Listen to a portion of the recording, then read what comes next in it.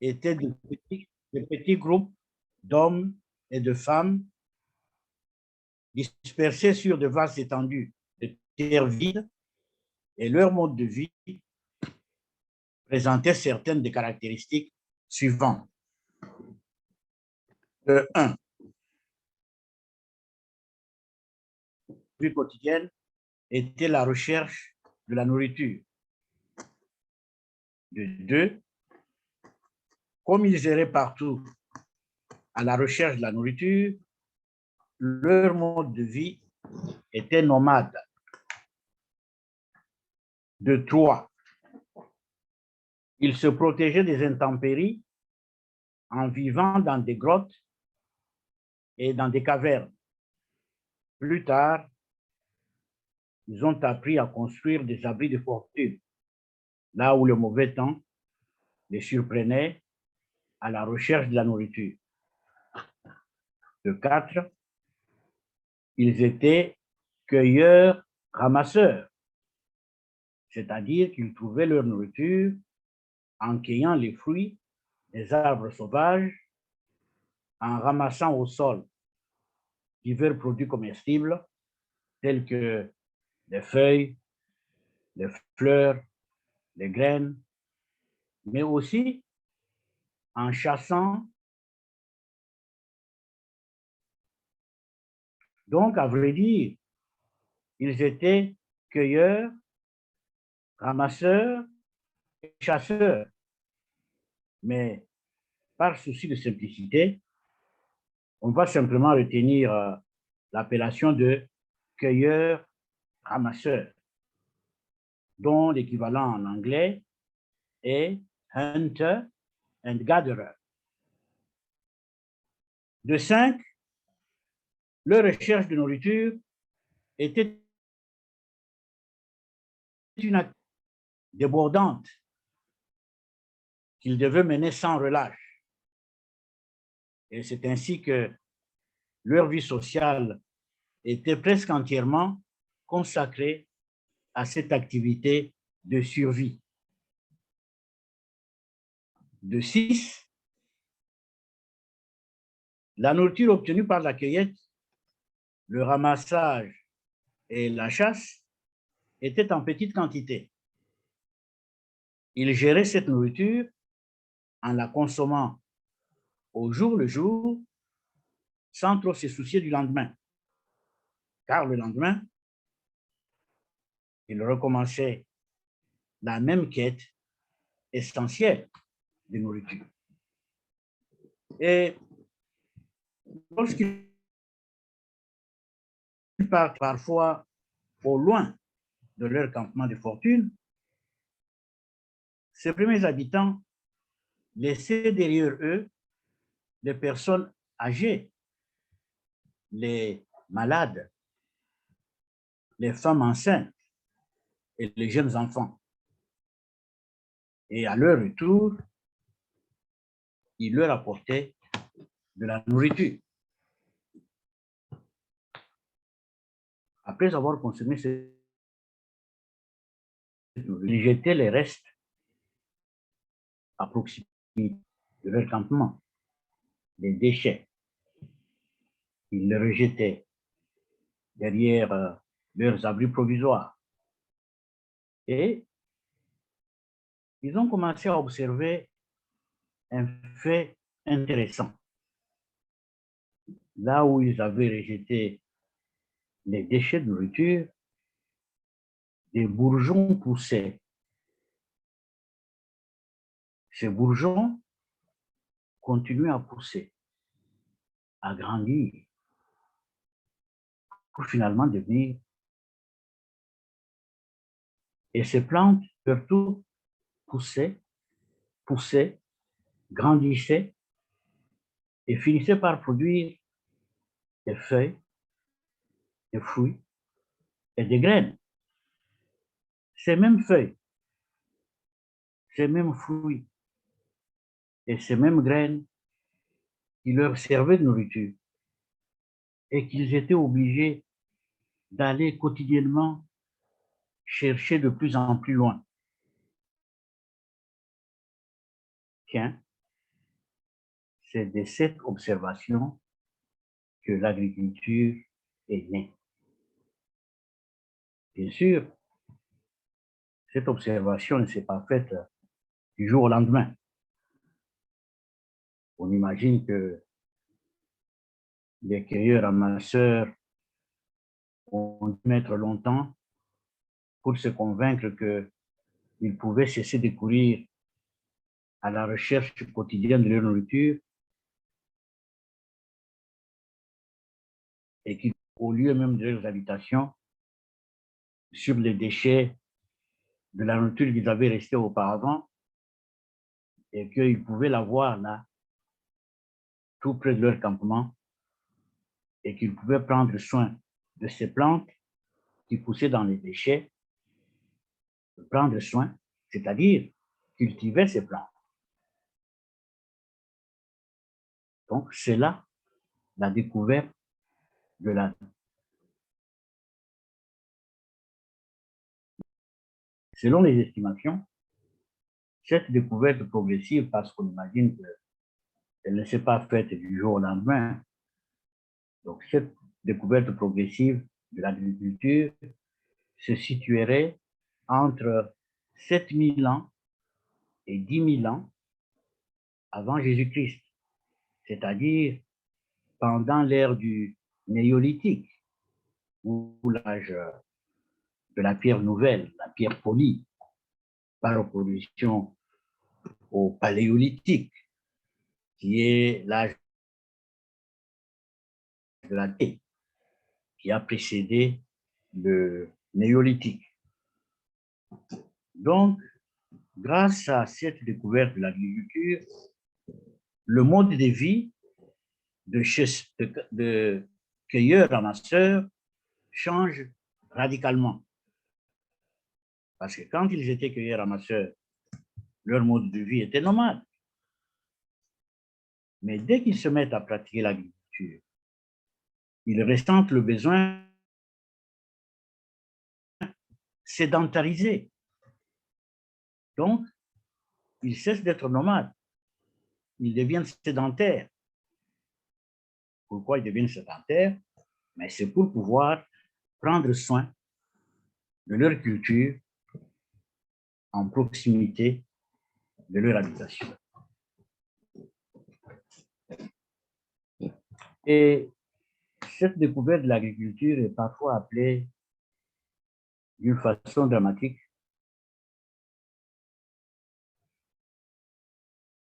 pour justement souligner son importance dans le devenir de l'homme.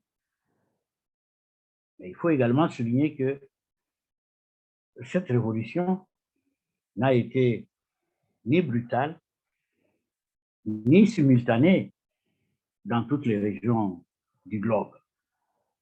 Chaque région du globe a pris son temps pour arriver indépendamment les uns des autres de l'agriculture. Donc, voici les avantages que la sédentarisation apporte aux cueilleurs-ramasseurs à partir du moment où ils découvrent l'agriculture, c'est-à-dire à partir du moment où ils deviennent producteurs de leur nourriture. Primo, premier avantage, ils sont à la recherche de nourriture. Désormais, ils éprouvent le besoin de se fixer sur un site afin de s'occuper de leur culture. Et c'est ce réflexe de sédentarisation qui a progressivement conduit à la création des cités et des villes telles que nous les connaissons aujourd'hui. Secondo, ils abandonnent les grottes, les cavernes et les abris provisoires pour ériger des abris permanents. Et ils apprennent progressivement à améliorer ces abris pour les transformer en résidence permanente. L'abandon des cavernes, des grottes et des abris provisoires a promené au développement de l'habitat humain tel que nous le connaissons aujourd'hui. Tertio, en cessant d'être nomades, ils disposent maintenant de beaucoup plus de temps à consacrer à leur famille. Ils commencent à développer et à enrichir leur vie sociale par des activités de loisirs comme les arts, les jeux, les sports, la musique. Nous les connaissons aujourd'hui. Quand ils étaient cueilleurs-ramasseurs, ils couraient tout le temps, tous les jours. Ils n'avaient pas le temps de découvrir la beauté de la vie, le plaisir des loisirs, jouer avec leurs enfants, rester à côté de leurs femmes. Tout ça, ce n'était pas possible. Ce n'est devenu possible que à partir du moment où ils se sont. Quarto, leur activité agricole commence à générer de grandes quantités de récoltes. Ils ne sont plus capables de consommer toute la nourriture produite en une seule journée. Donc, ils sont obligés d'apprendre comment planifier leur production agricole, comment gérer les excédents de stockage et de conservation. Donc, nous avons souligné ces principales caractéristiques afin de mettre en évidence le rôle préhistorique que l'agriculture a joué dans la naissance de l'idée même de développement de la société. Parce que sans l'agriculture, le monde ne serait pas ce qu'il est aujourd'hui. Sans l'agriculture, je ne serais pas en train de vous parler en ce moment et vous ne seriez pas en train de m'écouter. Parce que vous et moi, en ce moment, nous serions en train de nous inquiéter de quoi manger à midi aujourd'hui et dans quelle grotte dormir ce soir. Donc,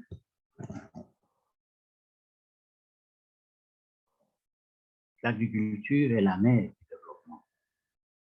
En effet, les civilisations humaines n'ont pu émerger qu'à partir du moment où, une fois affranchis de la quête quotidienne d'une source d'alimentation, l'homme s'est sédentarisé.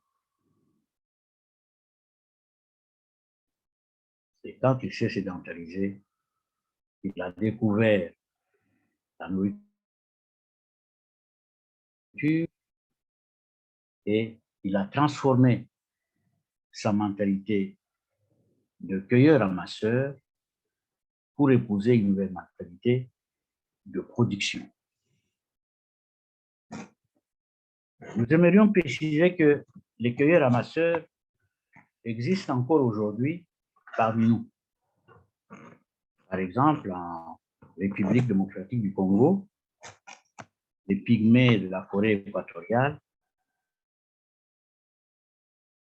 cueilleurs-ramasseurs par leur mode de vie, comme ils le sont au Gabon, au Cameroun et en Centrafrique. Nous aimerions également préciser les autres activités qui, encore aujourd'hui, entrent dans la catégorie de cueillette et de ramassage. Par exemple, la chasse. C'est une activité de cueillette et de ramassage dans la forêt. La pêche artisanale, c'est une activité de cueillette et de ramassage. Le ramassage de l'or, comme son nom l'indique, c'est une activité de ramassage. L'extraction minière, c'est une activité de ramassage. Et quant à la mentalité qui accompagne cette activité de cueillette et de ramassage, elle subsiste encore très largement dans beaucoup d'entre nous. Et je me permettrai de citer quelques exemples. Premier exemple, je prends l'exemple de la République démocratique du Congo. L'indépendance, le modèle de développement mis en place a négligé le secteur agricole. Avant 1960, les Belges avaient beaucoup diversifié la production agricole du Congo. Le pays pratiquait plus de 80 cultures différentes.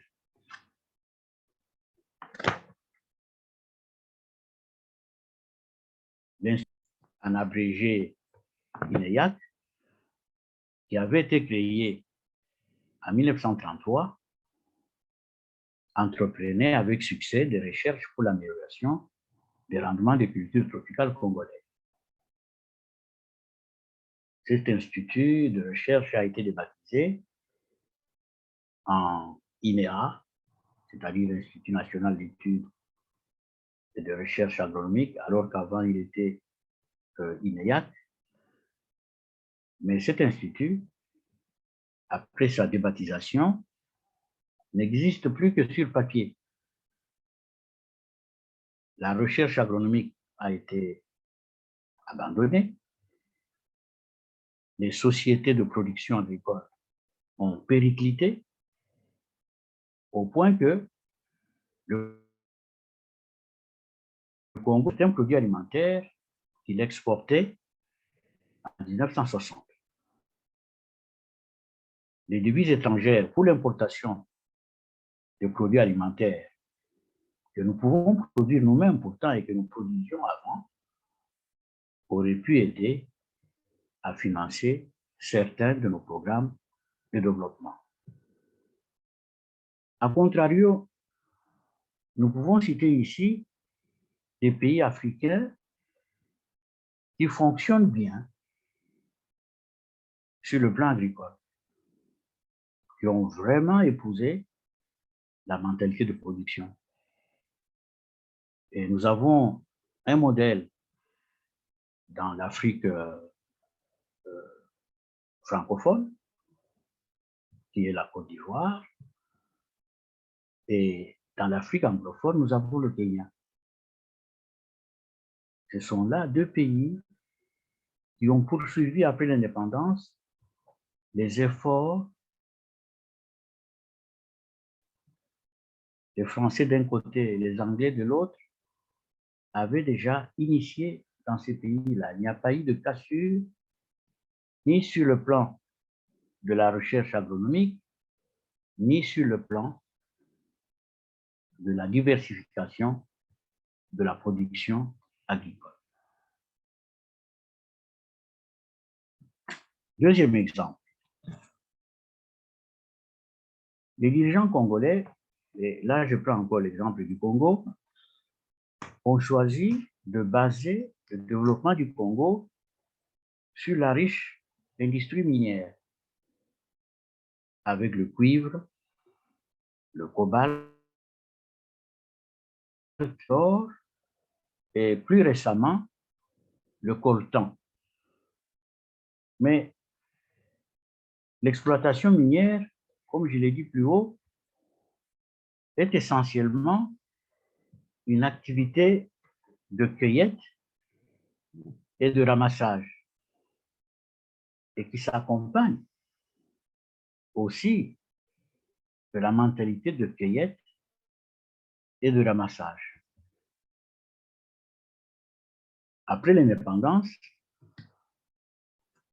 les sociétés minières qui s'occupaient de cette activité de cueillette et de ramassage, ces sociétés étaient créées pendant la colonisation, donc elles avaient continué à fonctionner plutôt bien.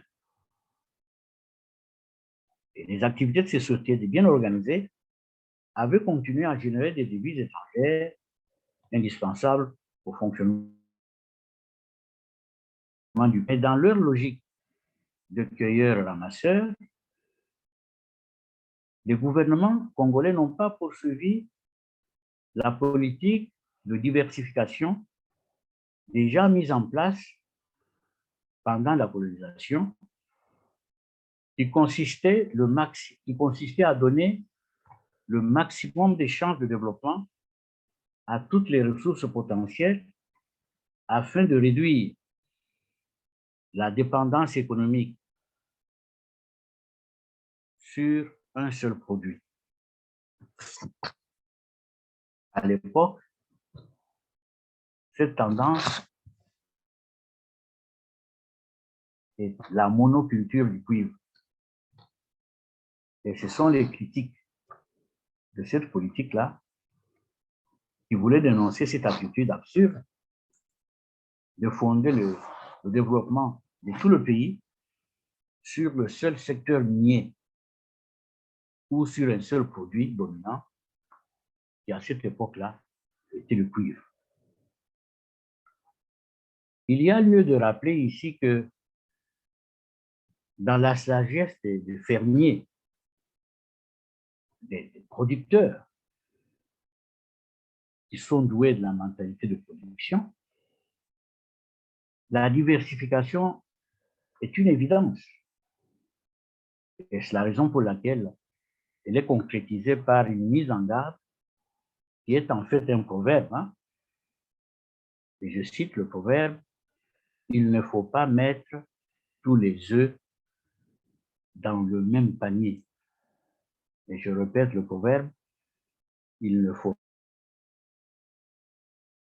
pas dans le même panier. » Dans le contexte congolais, cela signifiait que il ne fallait pas céder à la tentation de fonder le développement du pays sur le seul secteur minier, même si ce secteur dispose d'atouts indéniables. Et il va sans dire que cette mise en garde a été innocente dans une logique de cueilleurs et de ramasseurs. Troisième exemple, toujours au Congo.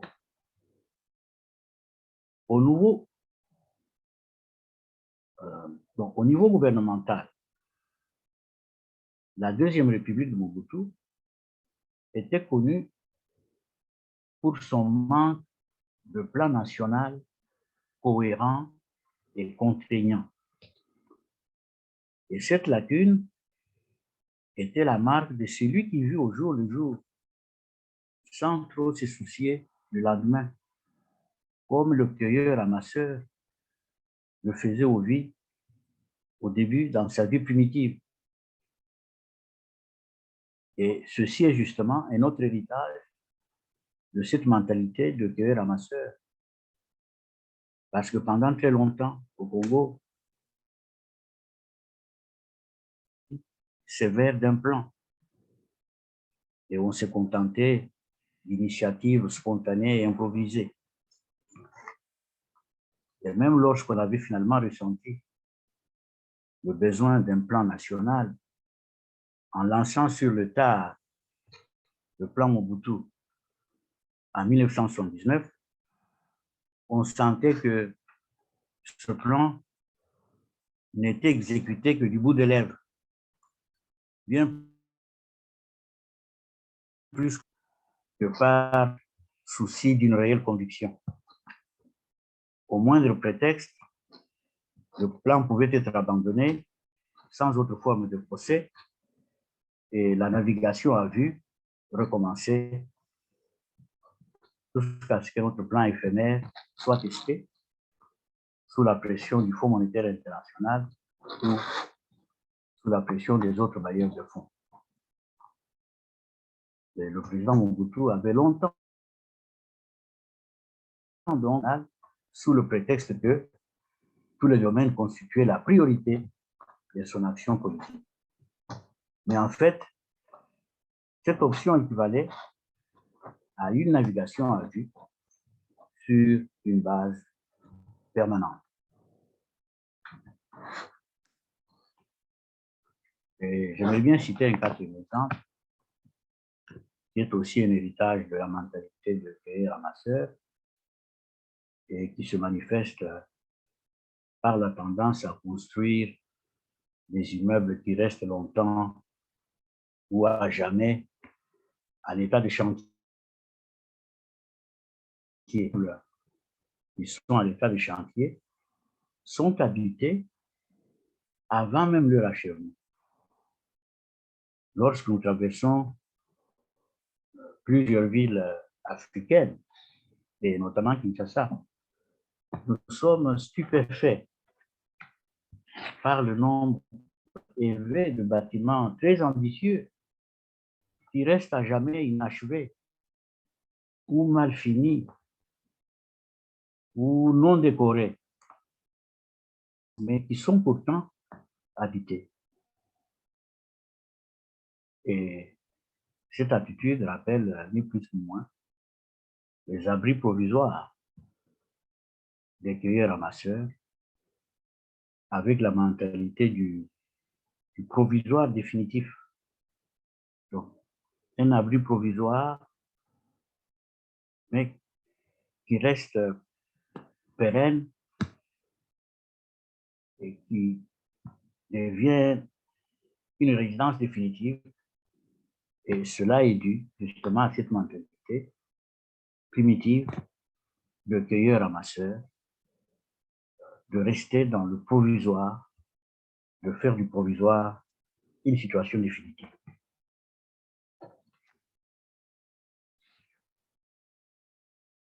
Un autre exemple. Au niveau personnel, la mentalité du cueilleur-ramasseur montre une grande indulgence à l'égard du vol. Si un pêcheur artisanal, qui est un cueilleur-ramasseur, ou un chasseur, qui est aussi un cueilleur-ramasseur, s'il se fait voler sa capture, il sait que la rivière, dans les cas du pêcheur, ou la savane, dans les cas du chasseur, va lui restituer la perte aujourd'hui ou demain. Il suffit que le pêcheur aille pêcher aujourd'hui ou demain pour remplacer ce qu'on lui a volé. Ou le chasseur, avec un peu de chance, rentre demain dans la forêt ou dans la savane, il peut encore attraper un autre animal. Mais le producteur, lui, il a une attitude beaucoup plus sévère à l'égard du vol. Si une partie de sa récolte est volée à un fermier ou une partie de son élevage est volée à un éleveur, l'agriculteur ou l'éleveur savent que cette perte représente plusieurs mois ou plusieurs années de dur labeur. Un autre exemple. Dans un contexte plus large, on peut dire que la tolérance du cueilleur-ramasseur à l'égard du vol explique l'indulgence dont fait preuve une partie de l'opinion publique congolaise, dans le cas du Congo, à l'égard de ceux qui détournent des fonds publics.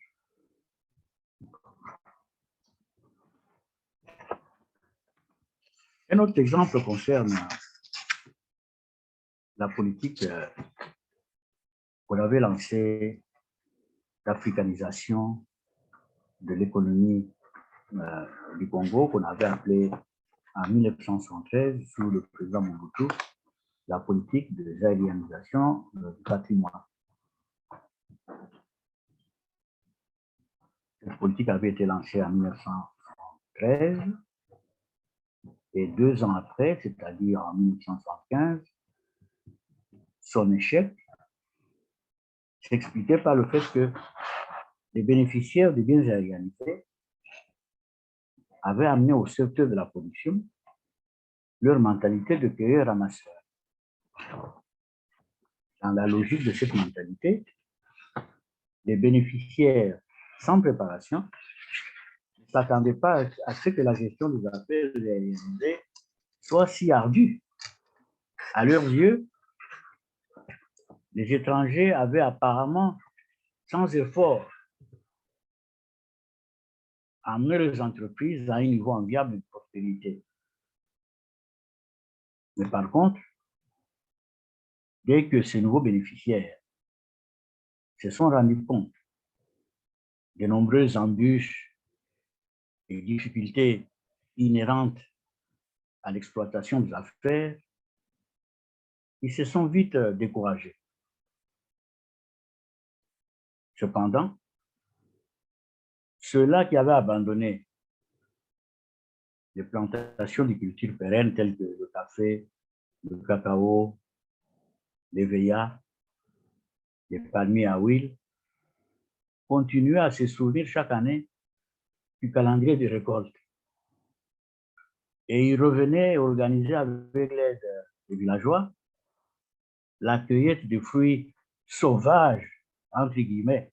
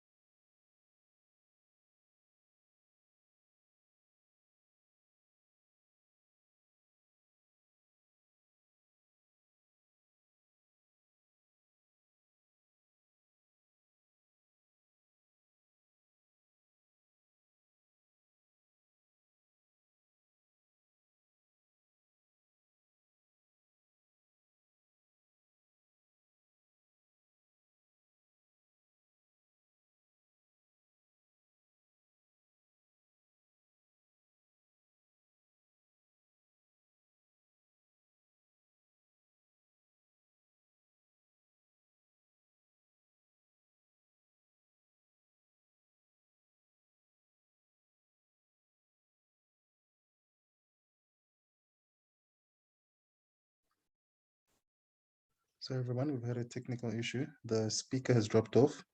We're just trying to connect him again.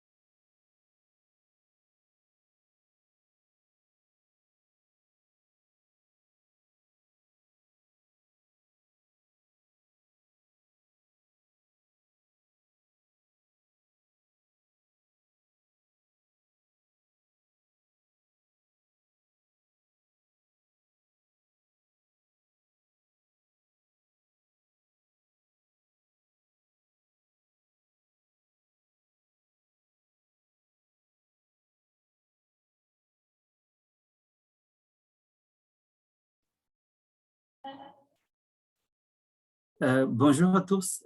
Nous avons un problème technique, comme Christian l'a dit, mais l'orateur est informé. Bientôt, il se reconnecte et nous allons continuer.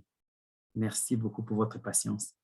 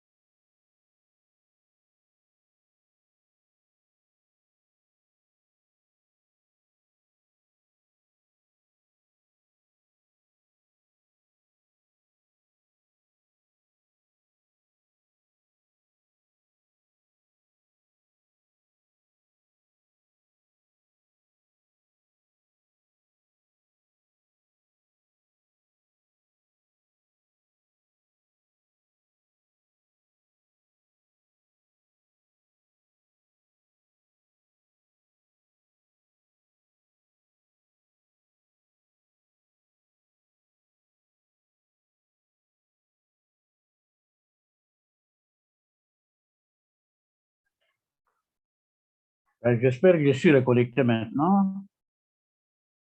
Donc, Oui, ça va maintenant. je suis reconnecté. Oui, oui. Merci beaucoup. Je vais pouvoir continuer. Excusez-moi pour l'interruption, mais c'est la technologie qui n'est pas infaillible.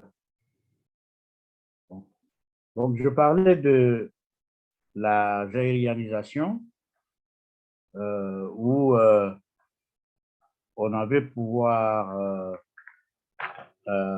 évoluer dans le processus de politisation de l'économie en confiant le patrimoine aux nationaux. Et cette politique a donné des résultats désastreux au Congo, et de même qu'en Ouganda, sous Idi Amin, et plus tard au Zimbabwe, qui avait fait exactement la même erreur qu'au Congo en confiant le patrimoine nationalisé aux nationaux qui n'étaient pas préparés à la gestion des affaires et encore moins à l'agriculture. Et je disais que au Congo, par exemple, les bénéficiaires des plantations des cultures pérennes telles que le café, le cacao, l'EVA, les palmiers à huile, bon, avec leur mentalité de cueilleur ramasseur, dès qu'ils se sont rendus compte que la gestion des affaires agricoles était très compliquée, ils ont abandonné. Mais comme ils avaient gardé les titres de propriété de ces plantations qu'ils venaient d'abandonner, ils continuaient à se souvenir du calendrier de récolte et ils revenaient organiser la récolte de fruits sur les arbres sauvages avec l'aide des villageois. Et là, ça montre bien le réflexe du cueilleur-ramasseur hein, qui vient, après avoir abandonné, récolter les fruits qui ont été produits sans effort parce que lui, il est habitué simplement à cueillir et à ramasser, il n'est pas habitué à produire. Un dernier exemple là-dessus, c'est l'absence de la mentalité d'entretien chez le cueilleur-ramasseur. Parce que le cueilleur-ramasseur, il avait peu de possessions matérielles. À l'époque primitive, il avait ses arcs pour chasser les animaux, il avait ses outils de pierre, parce que nous sommes à l'époque néolithique, avant qu'il ne découvre l'agriculture, et à l'époque du paléolithique qui avait précédé.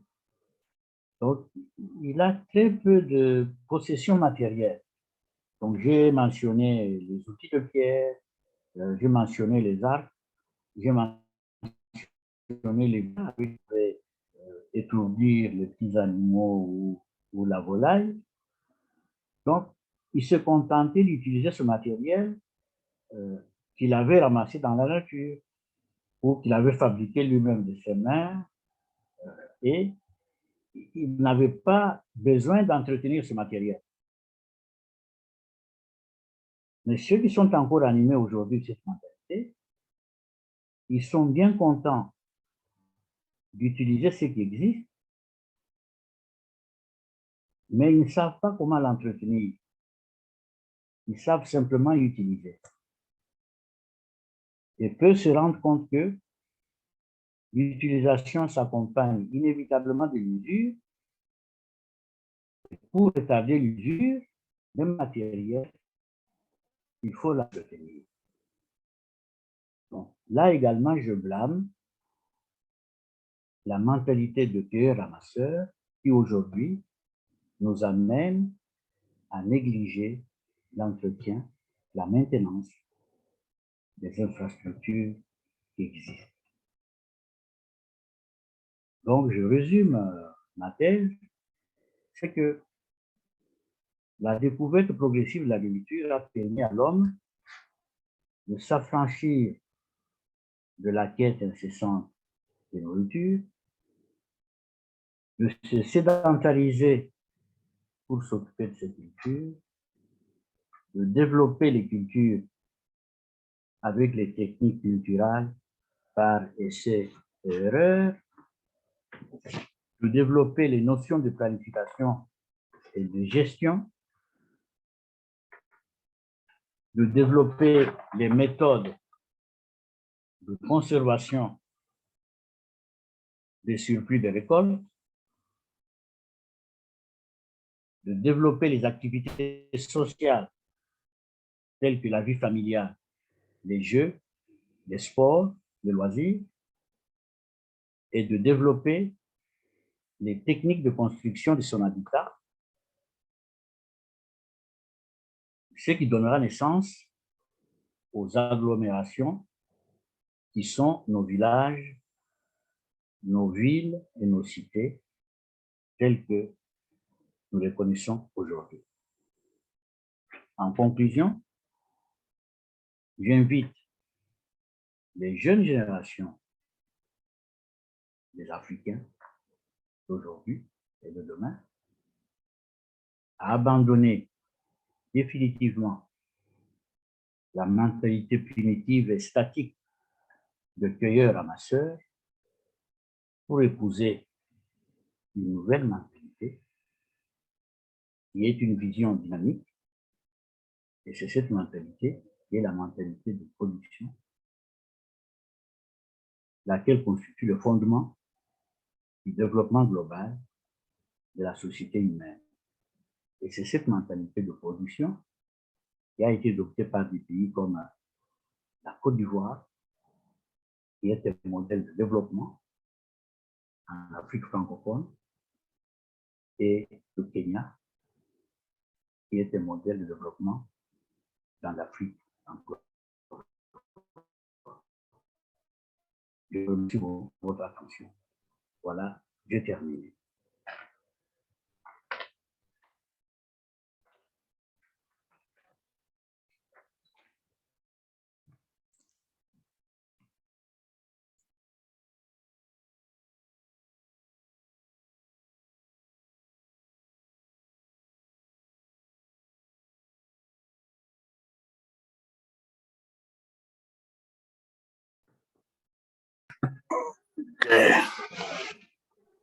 Bonjour à tous ceux qui sont venus après. Merci beaucoup, ingénieur Mathieu. Merci beaucoup pour cette richesse. Et quand on parle d'agriculture, les gens pensent tout simplement qu'il y a, on parle de mais sans savoir que cela affecte tout ce que nous voyons. Les gens vont en politique aujourd'hui pour ramasser et pour cueillir. C'est l'esprit de cueillette et l'esprit de ramassage qui pousse certaines façons de faire de la politique. Il n'y a personne qui pense à la maintenance, à la continuité, et même de passer à la nouvelle génération quelque chose de bien fait par l'ancienne génération. Nous allons passer maintenant aux questions. Mais avant cela, parce que vous avez donné l'exemple du Congo, qui est au centre de l'Afrique, et qui devrait être un pays modèle, mais qui, déjà, en 59, ils ont cessé ce que le colonisateur a laissé, et que Mobutu, plus tard, découvre, quand il va en Côte d'Ivoire, il découvre que l'agriculture aide mieux que le cuivre et le reste des choses. Il revient au Congo, il commence. Est-ce que vous me parlez un peu de Houphouët-Boigny et Congo? Un tout petit peu avant que d'écouter les autres qui préparent leurs questions. Merci beaucoup. Là-dessus, je peux dire ce que je sais pour avoir été plusieurs fois en Côte d'Ivoire dans le cadre de mes activités antérieures pour assister aux réunions sur le café et le cacao, comme j'étais le représentant permanent du Zaïre à l'Organisation internationale du café et du cacao basée à Londres. Donc, j'étais un visiteur régulier en Côte d'Ivoire. Donc, je sais un peu que la Côte d'Ivoire essentiellement a fondé, comme je l'ai dit, son développement sur l'agriculture.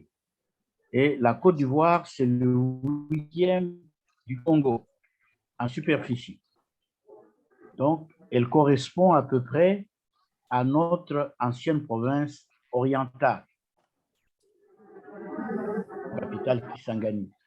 C'est ça, toute la Côte d'Ivoire. Et cette Côte d'Ivoire, elle a toujours été la première productrice mondiale de cacao. Et elle est aussi la première productrice mondiale du café. Non, pas mondiale, la première productrice africaine du café. Parce que le premier producteur mondial du café, c'est le Brésil. Mais la Côte d'Ivoire, c'est le premier producteur africain du café robuste. Sur une superficie équivalente à notre province orientale. Et cela est dû à la personnalité du président Houphouët-Boigny, d'heureuse mémoire. Parce que le président Houphouët-Boigny était un médecin formé à William Ponty, au Sénégal, à Dakar. Et quand il est rentré en Côte d'Ivoire, il était médecin africain habitant en Côte d'Ivoire, mais chargé d'aller soigner les villageois qui, pour la plupart, travaillaient sur les plantations du café et du cacao, en dehors d'Abidjan. Il allait là-bas soigner les malades et il revenait faire ses rapports à Abidjan. Et à un certain moment, les malades, les organisations, donc les producteurs de café et de cacao, lui donnaient des messages à passer à Abidjan aux administrations qui s'occupaient du cacao et du café. Et puis, finalement, ils ont fondé un syndicat pour le cacao et le café. Là, nous sommes au début des années 40. Et ils l'ont désigné comme président de ce syndicat en disant, vous, bien que vous soyez médecin, mais c'est vous qui connaissez bien nos problèmes et c'est vous qui allez amener nos problèmes à Abidjan. Parce que vous connaissez Abidjan, vous connaissez les autorités là-bas, donc vous êtes la personne invitée pour nous défendre. Il a accepté ce rôle et lui-même s'est lancé dans la culture et du café et du cacao. Et c'est comme ça qu'il était devenu l'homme le plus riche de Côte d'Ivoire, par le café et par le cacao. Pas par le cuivre, pas par le diamant, pas par le coltan. Rien que par le café et le cacao. Et c'est comme ça qu'il a été élu comme député de Côte d'Ivoire à l'Assemblée nationale française dans les années 50. Et il est devenu ministre dans l'aide du gouvernement français en 1956. Il était ministre de la Santé de la France. Et dans le même gouvernement, il y avait François Mitterrand qui était ministre de l'Intérieur, avec Houphouët-Boigny comme ministre de la Santé. Donc, tout ce prestige-là lui est venu par le café et le cacao. Donc, c'était une personnalité visionnaire qui a amené la mentalité de production à la Côte d'Ivoire. Et c'est pour cela que nous avons beaucoup de leçons, nous les Africains, à apprendre sur le plan du développement de la Côte d'Ivoire. Voilà ce que je pouvais dire brièvement. Merci beaucoup. Je crois qu'il y a d'autres questions qui sont sur le chat. Vous pouvez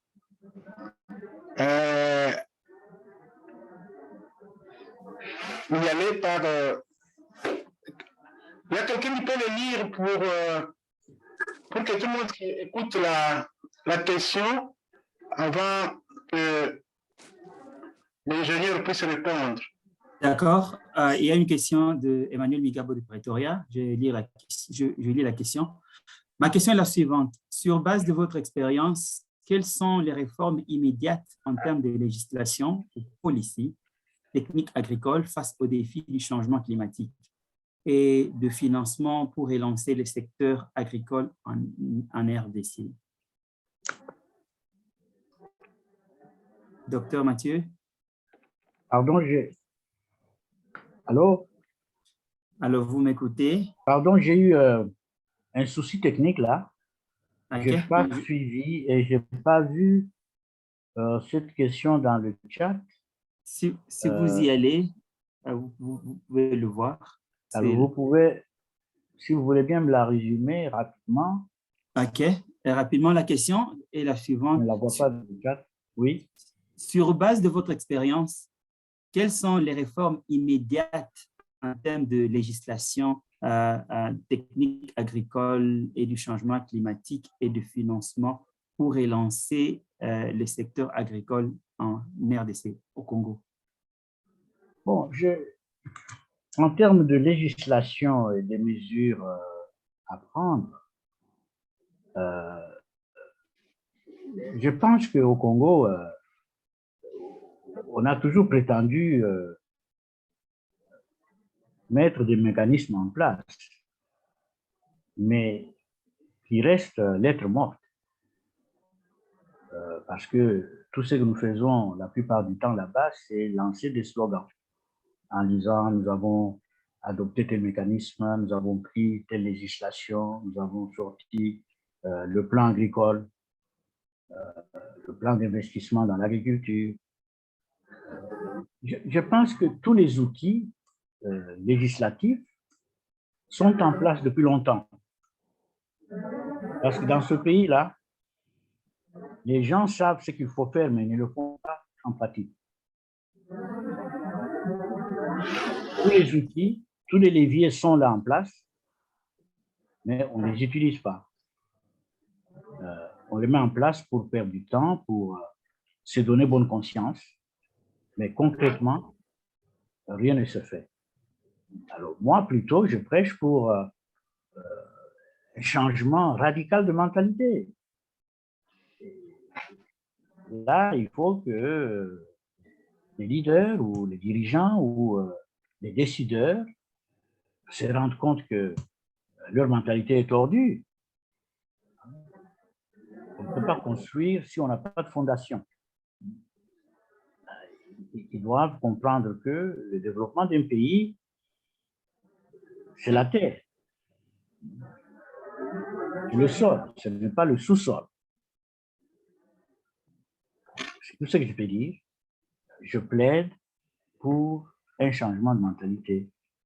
Parce que nous avons une Afrique qui fonctionne avec des pays comme la Côte d'Ivoire, le Kenya et d'autres, ils sont nombreux. Dans l'Afrique, qui fonctionnent. Donc, je parle de l'Afrique subsaharienne. Ils sont nombreux, ceux qui sont dans l'Afrique, ils fonctionnent. Mais dans l'Afrique qui ne fonctionne pas, c'est la RDC qui est la locomotive de ceux qui ne fonctionnent pas. C'est le pire exemple de l'absence de la mentalité de développement. Et c'est pour cela que nous sommes le pire exemple de la gestion du développement en Afrique. Voilà ce que je peux dire. Merci beaucoup. Une autre question? La prochaine question dans les chats est la suivante. Quelle est votre opinion sur la propriété foncière? Par exemple, on dit que le Congo a une loi stipulant que le sol et le sous-sol appartiennent à l'État. Autrement dit, peut-on bâtir une culture agricole performante sans sécurisation foncière, où la propriété foncière privée n'est pas garantie? Ben là, c'est un débat peut-être qu'il faut mener, parce que si on installe une culture pérenne, cette culture peut durer au-delà de la personne qui l'a installée. Parce que la culture pérenne a une durée de vie beaucoup plus longue, par définition. Si c'est une plantation de palmeraies, si c'est une plantation de café ou de cacao, habituellement, ça dure au-delà de la vie de l'entrepreneur. Et ça passe à sa descendance ou à ses héritiers. Donc, c'est un débat qu'on peut organiser pour savoir comment concilier cette loi foncière avec des aspects pratiques de la succession, de la stabilisation, de la propriété pour une famille qui a investi dans ce domaine. Et j'avais dû comprendre à un certain moment que cette loi visait surtout à éviter l'aliénation du patrimoine foncier au profit des étrangers. Parce que les étrangers, ce sont des investisseurs aléatoires. Ils viennent aujourd'hui, ils peuvent rester longtemps comme ils ne peuvent pas rester longtemps. Et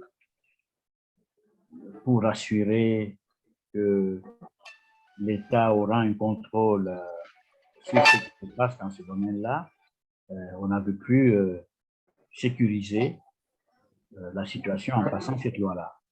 Mais je ne pense pas que la loi ait été conçue pour décourager les initiatives des nationaux. Ce n'est pas mon entendement.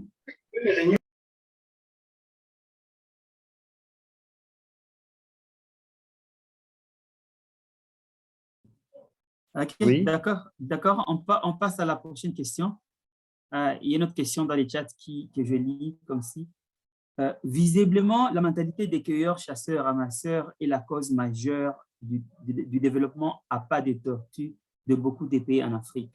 Selon vous, docteur, qu'est-ce qui peut être fait pour que les dirigeants migrent plutôt à la mentalité d'agriculteurs? Pensez-vous qu'ils sont ignorants de cette réalité ou le problème est plus complexe que ça? Bon, je pense qu'ils ne sont pas ignorants de cette réalité. Mais je pense que ils font semblant de retarder l'avènement de la bonne mentalité, un peu par cynisme. Oui, parce que le président Mobutu a fait une visite en Côte d'Ivoire, je ne sais plus exactement en quelle année, mais quand il est revenu au Congo, il était bouleversé. Et il a fait un discours où il dit, mais voilà, je suis allé en Côte d'Ivoire, voilà ce que j'ai vu, ce pays-là ne fonctionne qu'avec l'agriculture. Et il est plus petit que nous en superficie. Nous pouvons faire 20 fois mieux parce que nous avons tout ce qu'il faut. Alors, dorénavant, j'exige que tous mes ministres doivent donner l'exemple. Il faut que chacun ait des activités agricoles et il faut que chacun construise une villa dans son village d'origine. Parce qu'en Côte d'Ivoire, moi-même, je me suis rendu en dehors d'Abidjan, dans des villas de cadres ivoiriens dans leur village. À Abidjan, souvent, ils ont des maisons modestes. Mais les villas, ils les ont construites dans leur village d'origine. Parce que c'est là qu'ils passent le week-end avec des amis, avec la famille. C'est là qu'ils vont en vacances. Et quand ils meurent, on organise un cortège pour aller les enterrer sur les terres de leurs ancêtres dans le village. Et curieusement, j'ai retrouvé également cette mentalité au Kenya. Donc, ils font les activités dans leur village. Alors, Mobutu a lancé cet appel-là, les ministres ont fait semblant, lui-même il a lancé le domaine de Lancélé. Quelques années après, ils avaient abandonné tout. Donc, ils savent ce qu'il faut faire, ils ne le font pas parce que c'est la science sans conscience.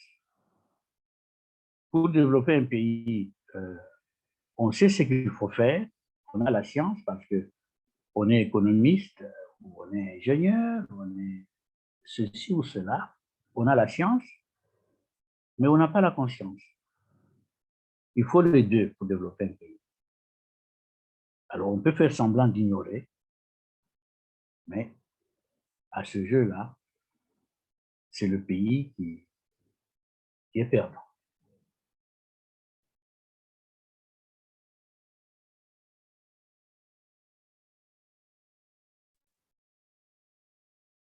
D'accord, merci docteur pour les interventions. Pendant que le pasteur Manuel se reconnecte, je voudrais dire à tous les participants, vous pouvez poster vos questions dans les chats, on les lira à l'orateur. Voilà, docteur Mathieu, il y a d'autres questions qui sont dans les chats. C'est 4 questions. Voudrez-vous que je les lise tous ensemble ou une à une? Bon, lisez-moi la première que je ne vois pas, parce que Okay. dans mon chat, ici, je vois la deuxième. Okay. Alors, la première question est la suivante. Peut-on affirmer sans embâche sur base de la trajectoire historico-anthropologique que nombre de non-lois politiques d'urbanisation ainsi que la corruption généralisée de l'administration publique et privée est liée à la mentalité des uns et des autres relativement à l'agriculture? J'ai relis ça, c'est peu long. Je reprends. Peut-on affirmer sans embâche sur base de la trajectoire historico-anthropologique que nombre de nos lois politiques d'urbanisation ainsi que la corruption généralisée de l'administration publique et privée est liée à la mentalité des uns et des autres relativement à l'agriculture? Bon,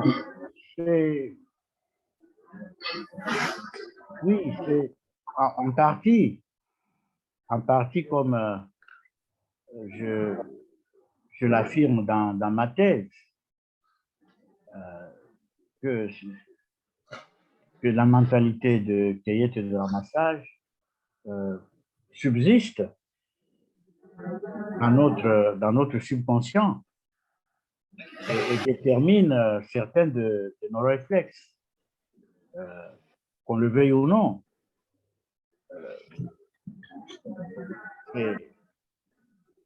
C'est une thèse. Je ne sais pas si c'est réellement fondé, mais c'est une thèse à laquelle j'ai réfléchi en en regardant à ce qui se passe, notamment dans mon propre pays, et je me dis, certains réflexes sortent du subconscient, qui subsistent en nous, et qui déterminent, qu'on le veuille ou non, certains de nos comportements. Ce n'est pas la seule explication. Il doit y avoir d'autres explications, même sur le plan psychanalytique. On peut aller jusque-là. Moi, en tant qu'agronome, soucieux du développement, et je mets cette thèse-là, qui pourrait en partie nous éclairer. Comme je peux me tromper. Ok, docteur, si vous le permettez, je lis les 3 questions restantes ensemble, Oui. comme je vois qu'elles sont liées. Et je précise que les questions viennent du docteur Luc Elomont. Les autres questions sont lues comme ci. Combien d'hectares de forêts cultivables restent-ils en RDC? La question prochaine. Quelle est la projection des forêts cultivables vous reste-t-il en RDC? Et la question qui suit est la suivante. Quelle est la projection géopolitique et géoéconomique de votre pays vu sa position stratégique en Afrique centrale? Et la question, la dernière, vu la pollution engendrée par l'exploitation minière dans votre pays, que propose le gouvernement? Voilà les 3 questions. Eh bien, pour les hectares, en termes de statistiques, pour savoir ce qui nous reste, en tout cas, je ne sais pas, parce que moi, je suis à Londres, eh bien, j'ai vécu en dehors du Congo depuis 1980, donc ça fait 41 ans que je vis en dehors de Kinshasa. Je suis un visiteur là-bas régulier, mais je ne suis plus réellement en contact avec les statistiques sur le terrain. Je crois que ces statistiques existent quelque part, peut-être au ministère de l'Environnement ou de l'Agriculture, mais je ne suis pas en possession de ces chiffres. Et en termes de forêt, avec l'exploitation clandestine qui se fait là-bas, et si les statistiques existent, est-ce qu'elles reflètent la réalité du terrain? Parce qu'on peut les aménager pour ne pas alerter l'opinion, alors que la réalité sur le terrain est tout à fait différente. Bon, je ne sais pas. Mais en tout cas, pour le moment, je ne suis pas en possession de données chiffrées pour éclairer l'opinion docteur Elomont. Je m'en excuse. Ok, so notre question a été, quelle est la projection géopolitique et géoéconomique de votre pays vu sa position stratégique en Afrique centrale? Probablement, c'est une question qui serait mieux indiqué de poser aux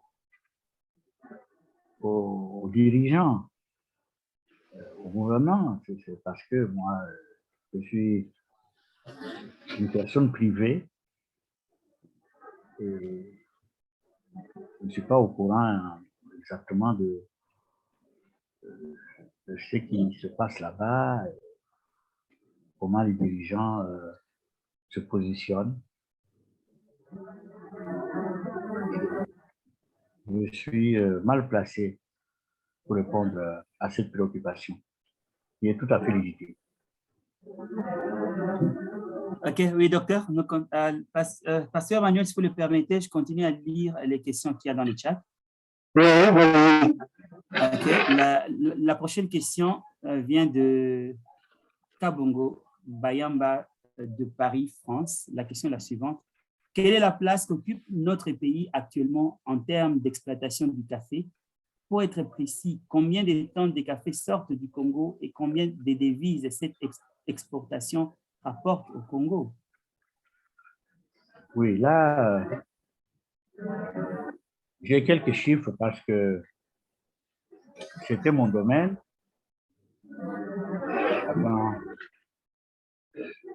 avant de prendre ma retraite. Je sais que lorsque j'étais aux affaires, la production du café Robusta et Arabica était autour de 100 000 tonnes. Donc là, je parle des années 1995.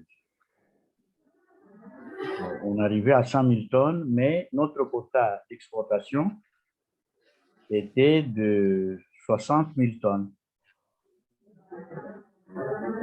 Et les 40 000 tonnes qui restaient, bon, c'était la fraude, transportée par les pays voisins, notamment à l'Est, mais c'était aussi l'autoconsommation, parce qu'on encourageait que les Congolais déjeunent avec le café le matin, parce que au Congo là-bas, c'est toujours le thé le matin. On encourageait aussi que les torréfacteurs locaux puissent vraiment torréfier de grandes quantités et qu'on puisse faire la promotion de la consommation du café au petit déjeuner pour pouvoir absorber le surplus que nous ne parvenons pas à mettre sur le marché international, parce qu'à cette époque, le marché international était contingenté avec les quotas d'exportation pour chaque pays. Bon, donc 100 000 tonnes. Maintenant, donc là c'était en 95, nous sommes en 2022. D'après mes informations, nous sommes à 10 000 tonnes, donc de 100 000 tonnes à 10 000 tonnes.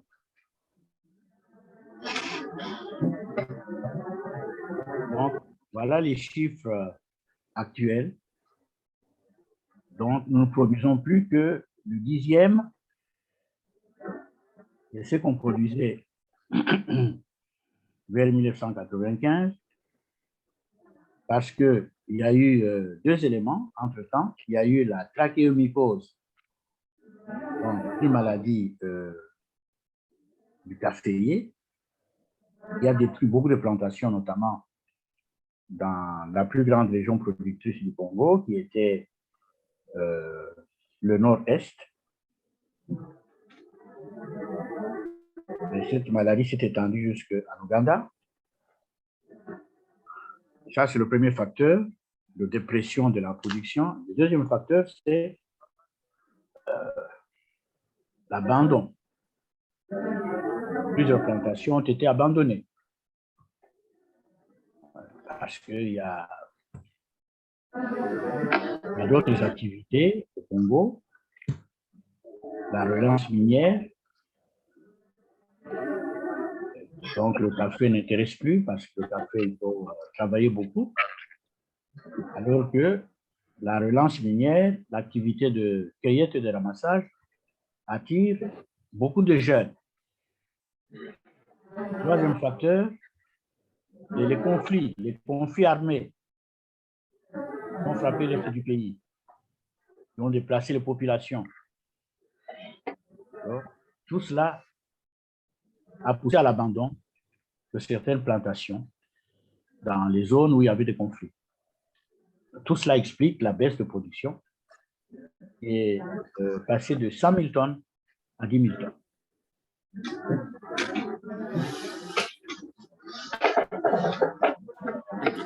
D'accord, docteur. La prochaine question dans le chat est la suivante. La question vient du docteur Migabo à Pretoria. Je lis la question. Comment faire pour encourager la production agricole rurale en RDC pendant qu'il n'y a pas de routes de désert agricoles? Et en attendant les routes et autres infrastructures, que faire Bon, naturellement, pour encourager, il faut un point de départ. Et le point de départ pourrait être la mise à la disposition du matériel de production et des crédits pour pouvoir reprendre les plantations qui sont abandonnées. Comme je viens de le dire tout à l'heure, beaucoup de plantations ont été abandonnées. Il faut les réhabiliter. Pour cela, il faut accorder des crédits à ceux-là qui ont la vocation, qui se sentent la vocation de se lancer dans cette activité. On peut leur accorder des crédits pour les encourager. On peut mettre à leur disposition du matériel aratoire pour l'entretien des plantations. Et on doit établir un programme pour l'aménagement de dessertes, des routes de desserte. C'est une urgence, c'est une priorité. Et on doit également encourager la réaffectation des moniteurs agricoles dans les zones de production pour pouvoir encadrer les gens qui veulent reprendre les activités agricoles. Vous encadrez sur le plan technique Il y a des chats. pour leur accorder des conseils et pour les aider à combattre les maladies des plantes dans ces régions-là. Et on doit également rendre le milieu rural agréable à vivre. Hein? Parce que depuis 1960, on a provoqué l'exode rural. Beaucoup de jeunes de la campagne sont allés en ville pour chercher du travail. Parce qu'à la campagne, il n'y a rien. Il n'y a pas de confort, il n'y a pas des hôpitaux, il n'y a pas des écoles pour les enfants. Donc, ils sont allés en ville.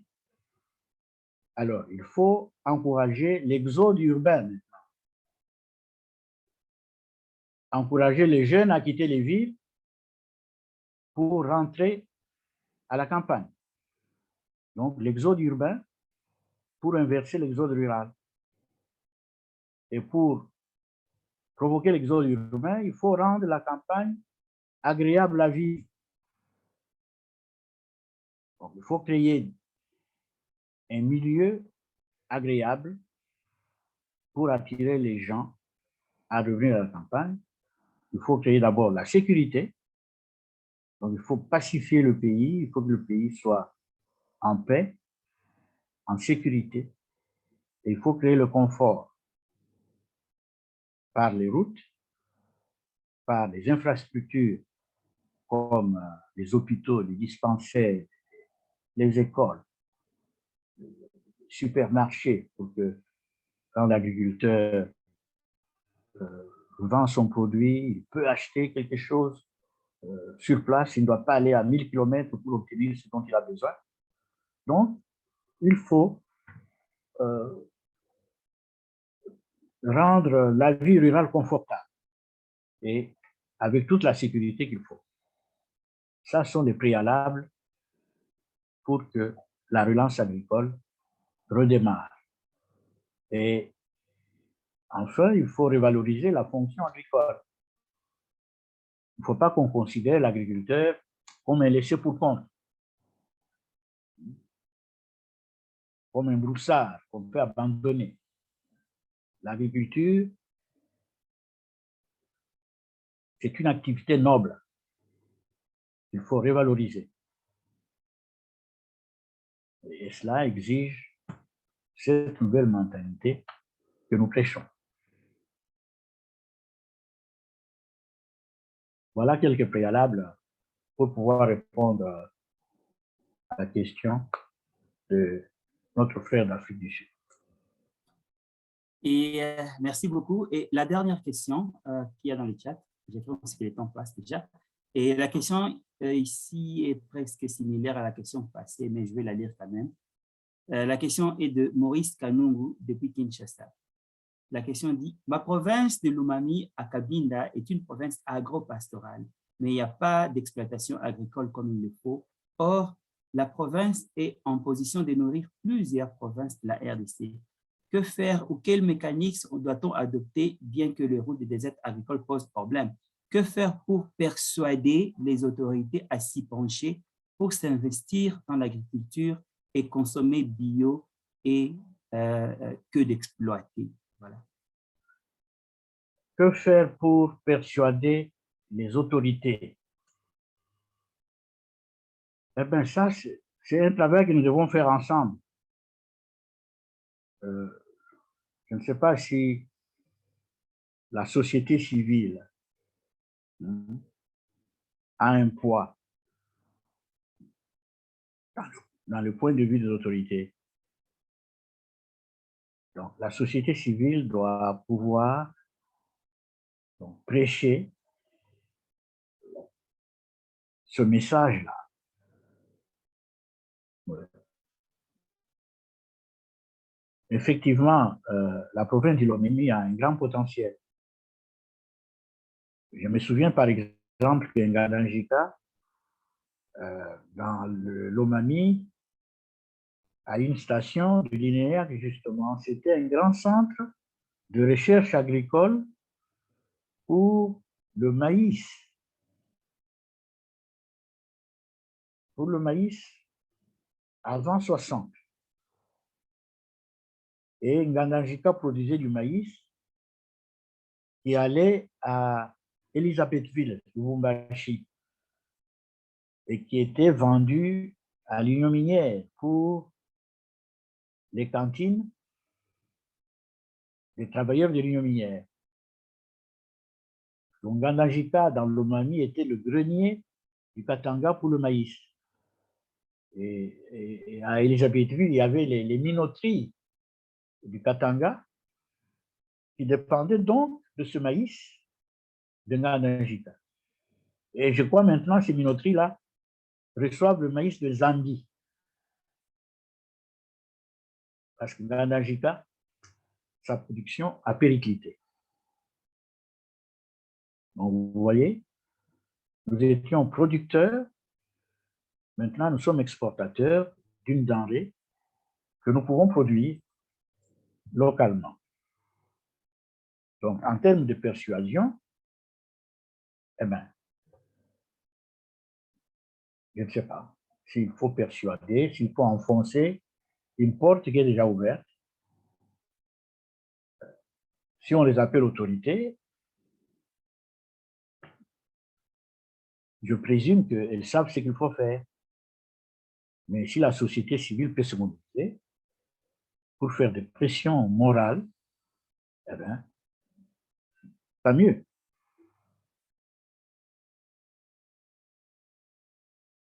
OK, voilà la dernière question, la toute dernière. Je vais la lire. La question vient de Kabongo Bayamba de Paris, France. La question est la suivante. Vous dites que notre café à l'export est réduit au 1/10. Alors, quelle est l'utilité de la représentation de l'Office national du café auprès de l'Organisation internationale du café à Londres? Bon, ce poste avait été ouvert en 1975 lorsque nous faisions les 100 000 tonnes dont je viens de parler là. Parce que tous les grands pays producteurs comme la Côte d'Ivoire, le Kenya, l'Ouganda, l'Éthiopie,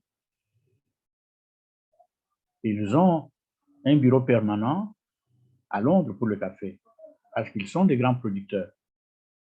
Parce que ce bureau coûte cher. Londres, c'est une ville qui coûte très cher. Alors, il faut un bureau, il faut payer le personnel, etc. Il faut payer leur logement. C'est cher. Donc, c'est une obligation d'un grand producteur pour représenter ses intérêts à Londres. Mais quand on est un petit producteur, parce que maintenant, le Congo est devenu un petit producteur, il faut faire la politique de ses moyens. Hein? Vous produisez 10 000 tonnes et vous voulez faire la politique de la Côte d'Ivoire qui produit 300 000 tonnes. Hein? C'est ridicule de maintenir une représentation quand vous êtes un petit producteur. Là, ce sont les complexes, justement, d'une mentalité primitive que c'est donner l'importance qu'on n'a pas. Voilà ce que je peux dire. Merci beaucoup. J'ai remis la parole au pasteur Manuel Chilenga.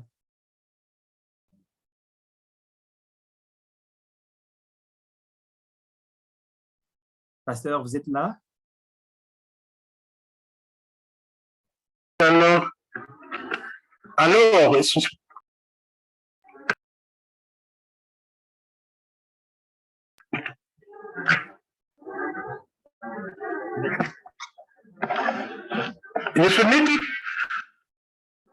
écouté. Alors, oui, on peut vous écouter, merci. Oui, on vous écoute. Une petite question à propos des produits agricoles à exporter. Vous ne trouvez pas que c'est bien d'orienter d'abord la production consommable sur place que de penser toujours au café, cacao, huile de palme, tout ce qui est exploité, bien sûr à la recherche de devises, mais nous avons des maniocs à manger, de maïs, pourquoi on ne donnerait pas priorité à cela? Bon, j'ai mentionné quelque part que avant 1960, le Congo belge avait 80 cultures. Ok. Oui, 80 cultures. Et ces cultures ont été progressivement abandonnées. Je viens de parler du maïs Ngandajika. Maintenant, on l'importe des Andes. Mais naturellement, il faut apprendre à produire ce que vous mangez. Vous ne pouvez pas, dans ce que vous mangez, dépendre de l'étranger. Pourquoi est-ce que vous allez importer du maïs des Andes quand vous pouvez le produire chez vous? C'est absurde.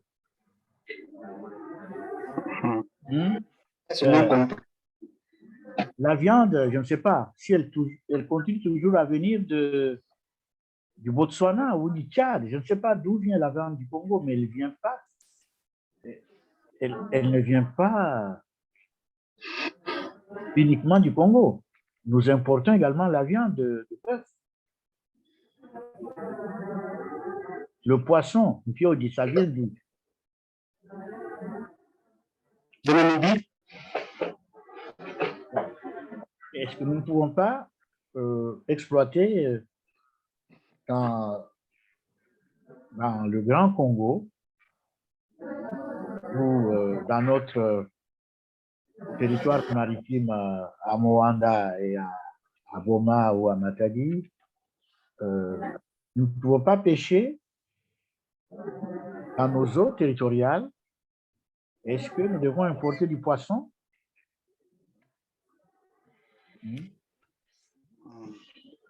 Merci beaucoup. Merci pour les réponses pertinentes à toutes ces questions. Et au nom de tous, j'applaudis ceux qui veulent m'accompagner pour m'accompagner. Nous avons eu là une grande richesse. Mais je voulais ajouter ceci. Si vous regardez de plus près, le problème, c'est nous tous, mais d'abord le leadership.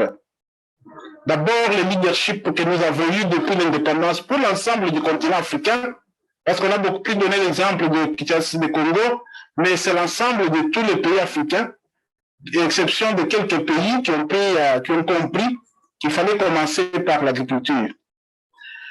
Et trop peu de pays, je connais RCA, Gabon et les autres, n'ont pas pu suivre le même pas, comme nous le voyons en Côte d'Ivoire, comme nous le voyons au Kenya, et se sont retrouvés avec de grands espaces, mais tout en étant affamés. Alors le leadership africain devrait comprendre ce que Dieu a fait. Dieu, quand il a créé les leaders, qui sont ses premières créatures, avant que l'histoire puisse être lue comme nous le lisons aujourd'hui, la première responsabilité qu'il leur a donnée, c'était la responsabilité de gérer. C'était la mission, c'était le mandat. Le tout premier mandat, c'est la culture, pour cultiver la terre et la gérer. C'était la toute première responsabilité que Dieu a donnée à l'être humain. Et après la chute, quand Jésus est venu sur la terre, il a dit un jour à ses disciples, donnez-leur vous-même à manger.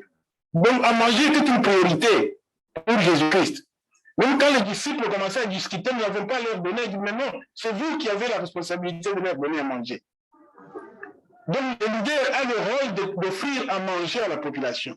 Et sur ce point-là, Jésus a intervenu avec les miracles, mais il ne fait pas les miracles tous les temps, parce qu'il a déjà donné tous les atouts pour que nous puissions donner à manger.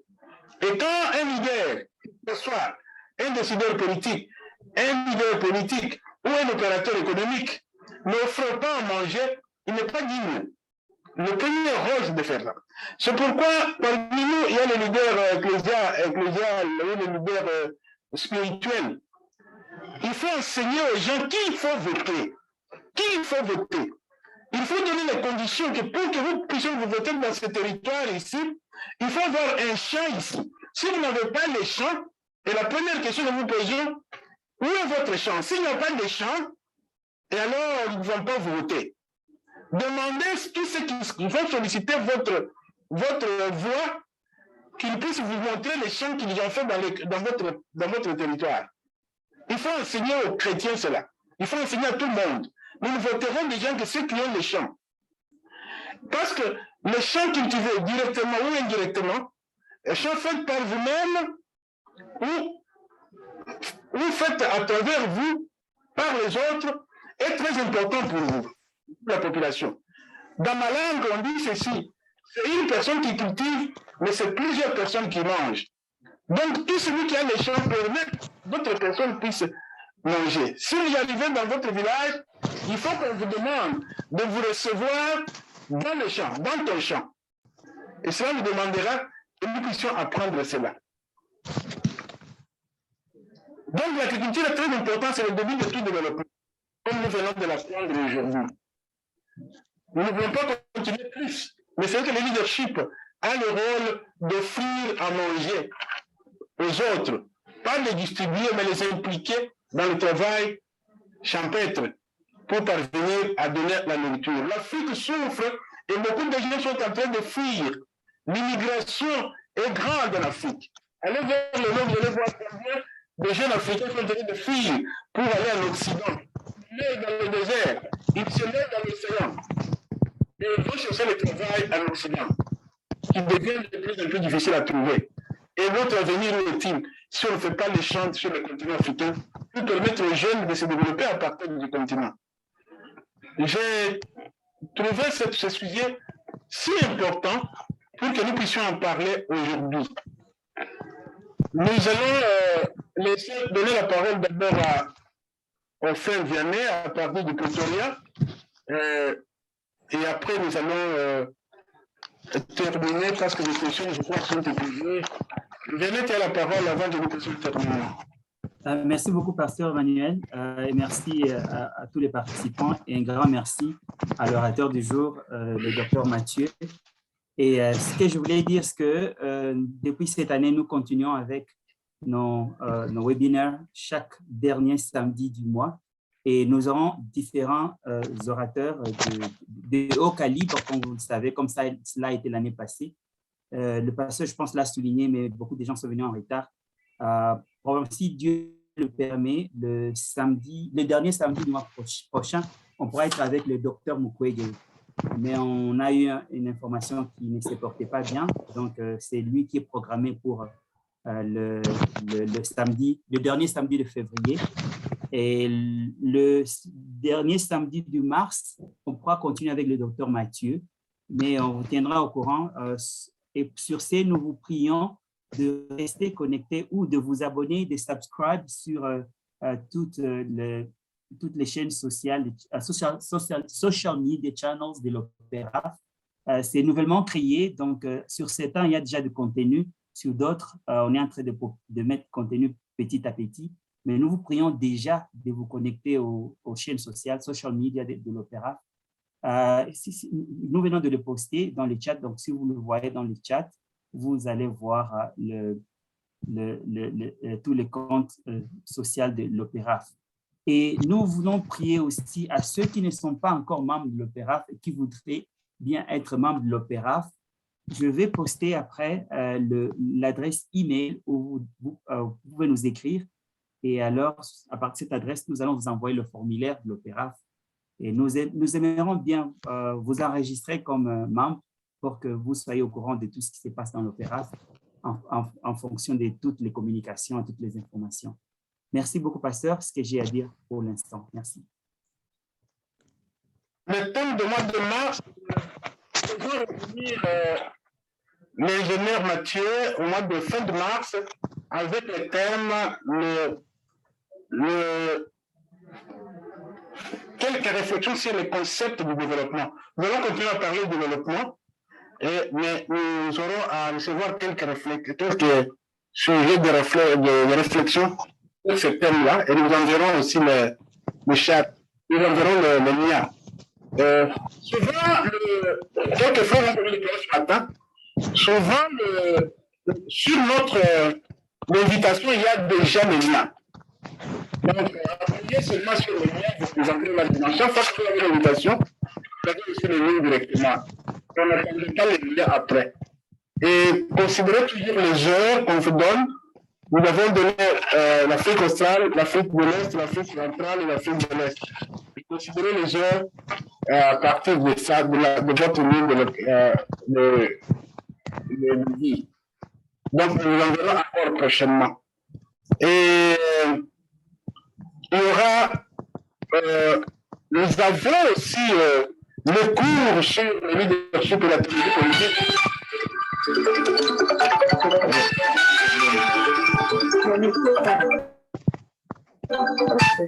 Et nous avons, pour ceux qui veulent approfondir et avoir la maîtrise en théologie politique et leadership africain, nous allons vous envoyer, peuvent nous écrire aussi dans l'adresse qu'on donne, nous allons vous envoyer la carte pour l'inscription. Cela on fait de n'importe quel domaine. On est inscrit pendant 2 ans de formation sur la ligne et c'est beaucoup plus facilité parce que nous faisons chacun inscrit quand il sera prêt et il a 8 semaines de cours chaque 2 mois et après il peut entrer sur la ligne quand il sera libre parce que je sais qu'il y a beaucoup sont pleins dans la réunion qui s'est passée hier à cause de ligne, à cause de connexion, tout ça. Nous allons vous entrer quand vous serez libre. Mais il y a des jours où vous devez rencontrer le professeur après avoir lu les documents qu'il vous a donnés. Et à ce jour-là, il faut faire tout pour que la connexion soit bonne. Et pour ceux qui peuvent faire le miracle, ils doivent le faire pour la connexion, ne connaissent pas le problème. Mais le reste du temps, vous le proclamez en fonction de votre propre temps. Et vous pouvez lire et suivre sur les vidéos, les cours et les moments de discussion. Les dates sont données tout au long de 2 mois. Donc, chaque 2 mois, il y aura les rencontres avec le professeur. Et les cours commencent ce mois ici de février. Donc, dépêchez-vous pour l'inscription, pour ceux qui veulent approfondir. Et pour ceux qui sont des pasteurs parmi nous, ils vont apprendre aussi comment encadrer les hommes politiques. Nous avons besoin de les aider. Et pour ceux qui veulent faire la politique, les gens qui veulent faire eux-mêmes la politique, ne sont jamais entrés dans la politique, ils vont apprendre comment faire la politique et comment s'y maintenir dans la ligne. Vous avez bien suivi aujourd'hui que nous avons un grand problème de la mentalité en Afrique en général. Notre mentalité, c'est la mentalité. Et nous en avons, ça fait même l'Église aussi. Hein. Donc, on est dans l'attentisme. Les Africains attendent qu'on leur aide. On attend, quand il y a les occasions, on dit maintenant, je ramasse l'occasion pour que je puisse. Donc, nous sommes des ramasseurs qui sont toujours en train de cueillir. Or, nous sommes appelés à changer, et ça le leadership. Nous sommes en train de transformer. Nous sommes appelés à transformer, à changer notre société. Vous aider comme de petits enfants. Vous aider. Donc, c'était important d'apprendre cela. La formation de conscience sur le leadership, sur l'éthique, sur la compréhension des Écritures selon Dieu, sur la politique pratique. Donc, nous avons le cours sur cela et c'est très important, donné par des professeurs qualifiés venant de Afrique australe, Afrique de l'Est, Afrique de l'Ouest, Afrique centrale et du monde occidental, les États-Unis comme ici en Angleterre. Donc,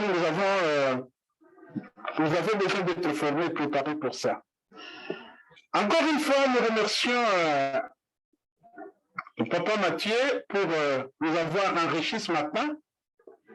Nous allons vous demander aussi de prendre les liens, c'est enregistré, et envoyer à tous les hommes politiques africains de votre pays, de pays voisins, jusqu'au président de la République. Nous devons tous avoir au moins une personne doit avoir au moins une portion de terre sur lesquelles il a planté quelque chose qui doit être mangé.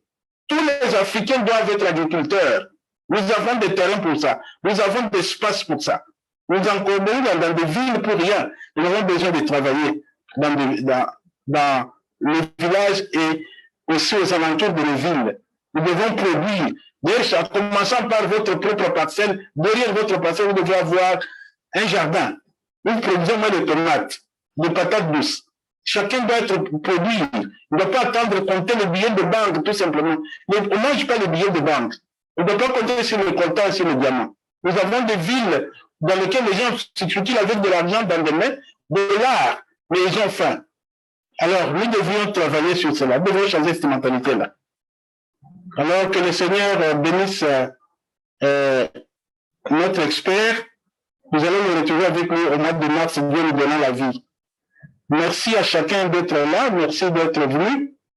À moi, quelqu'un a un mot à dire, mais sinon, nous voulons remercier tous les techniciens qui ont travaillé depuis hier la nuit pour mettre des choses en place. Les interprètes, merci à chacun de vous.